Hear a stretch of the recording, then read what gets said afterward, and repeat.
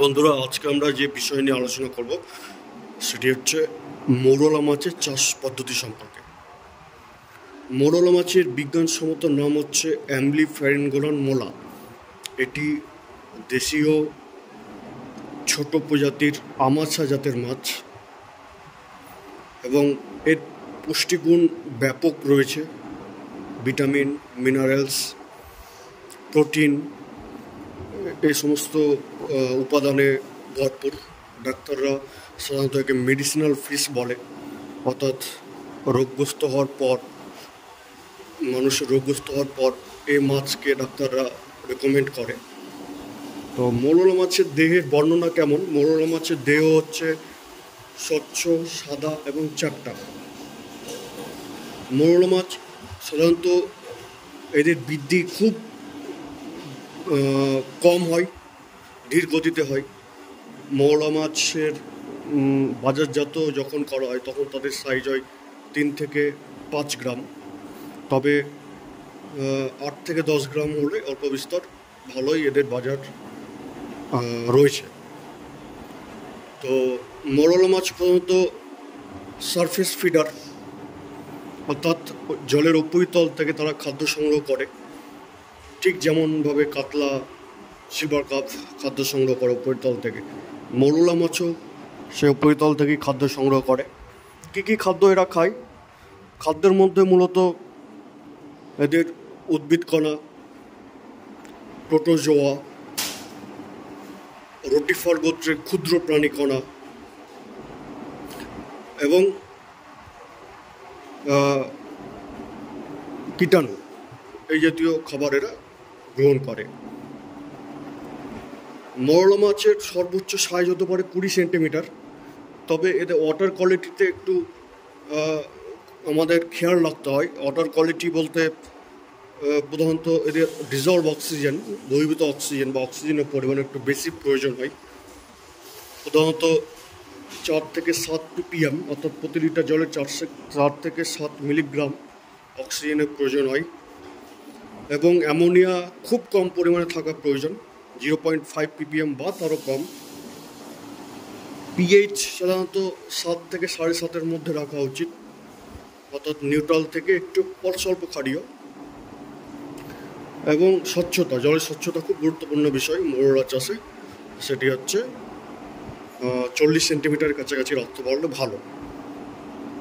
তো মৌরলা মাছ আমরা চাষ করব কিভাবে, তার পদ্ধতি যদি আমরা বলতে চাই তাহলে হচ্ছে আমাদের প্রথমে মৌয়াক্ষর প্রয়োগ করতে হবে নির্দিষ্ট পুকুরে নির্দিষ্ট মাত্রায়।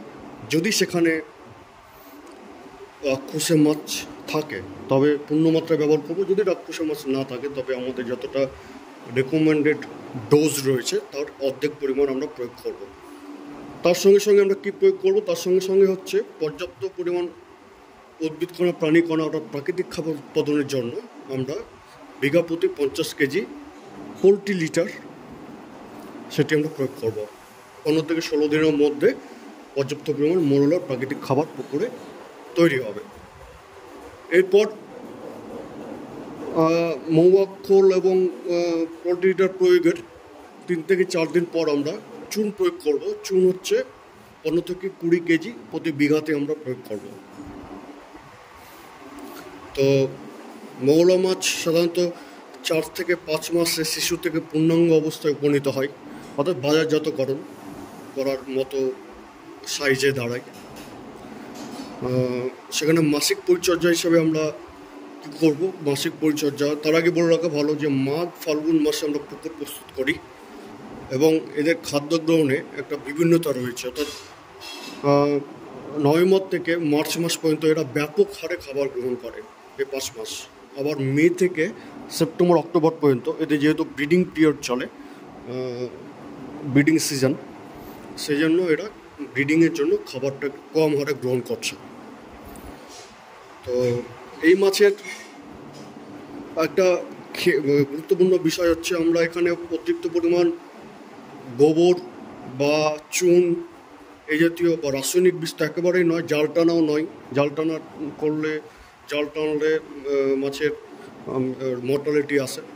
তাই সেটা আমাদের অ্যাভয়েড করতে হবে। এই জিনিসগুলো আমাদের খেয়াল রাখতে হবে। মাসিক পরিচর্যা হিসেবে আমরা চুন প্রয়োগ করব।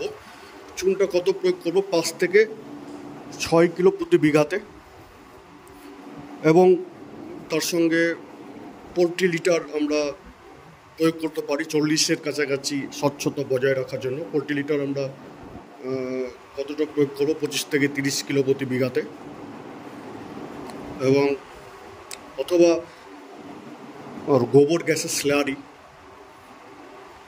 আমরা প্রয়োগ করতে পারি। সেটা হচ্ছে 5 থেকে 6 টিন, 50 থেকে 75 মিলিলিটারের লিটারের মাপের।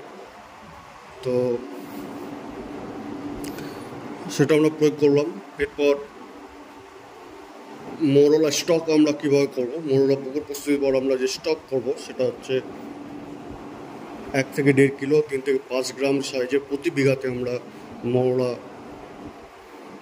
স্টক করব। এবং মোরলা প্রয়োজন উপযোগী হলো স্ত্রী মোরলা, পূর্ণাঙ্গ স্ত্রী মোরলা 300 থেকে 500টি ডিম একটা পূর্ণাঙ্গ মোরলা থেকে। তারা বছরে 2 থেকে 3 বার ডিম পাড়ে, আমরা পেতে পারি। এবং